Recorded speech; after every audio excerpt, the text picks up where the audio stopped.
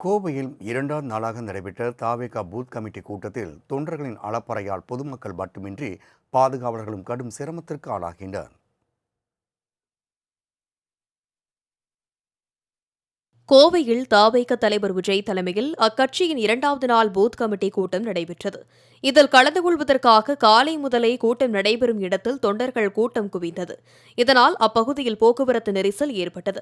இரண்டாவது நாள் தவேக booth committee கூட்டத்தில் தொண்டர்களையும் விஜய் ரசிகர்களையும் சமாளிக்க கேரளாவில் இருந்து பவுன்சர்கள் களமிறக்கப்பட்டனர்.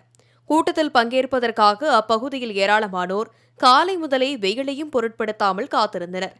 கூட்டத்திற்கு அனுமதிக்க கோரி தடுப்பை தாண்ட முயன்ற கட்சியினரை பவுன்சர்கள் தடுத்து நிறுத்தியதால் இரு தரப்பினரிடையே தள்ளுமுள்ளு ஏற்பட்டது.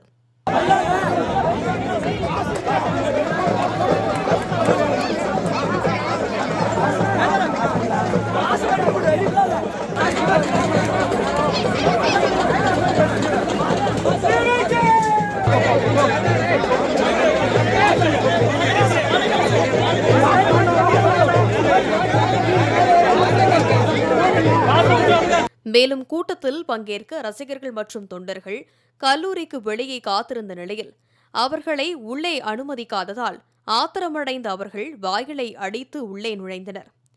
இதையடுத்து அங்கு பாதுகாப்பு பணியில் இருந்த காவல்துறையினர் ரசிகர்களை விரட்டியடித்தனர். இதனால் காவல்துறையினருக்கு எதிராக ரசிகர்கள் கண்டன கோஷங்களை எழுப்பி ஆர்ப்பாட்டத்தில் ஈடுபட்டதால் பரபரப்பு ஏற்பட்டது.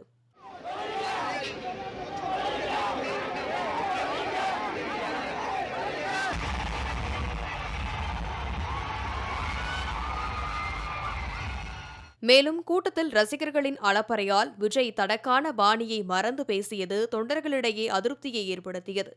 என் நெஞ்சில் குடியிருக்கும் என்ற வசனத்தை கூறி விஜய் உரையை தொடங்குவது வழக்கம்.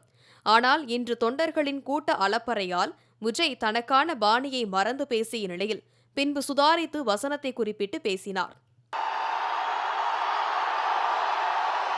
நேத்து பேசும்போது என் நெஞ்சில் குடியிருக்கும் என்னுடைய கோவை மக்களுக்கும் என்னுடைய தோழர்களுக்கும் என்னுடைய வணக்கம் வணக்கம் வணக்கம் வணக்கம் வணக்கம்.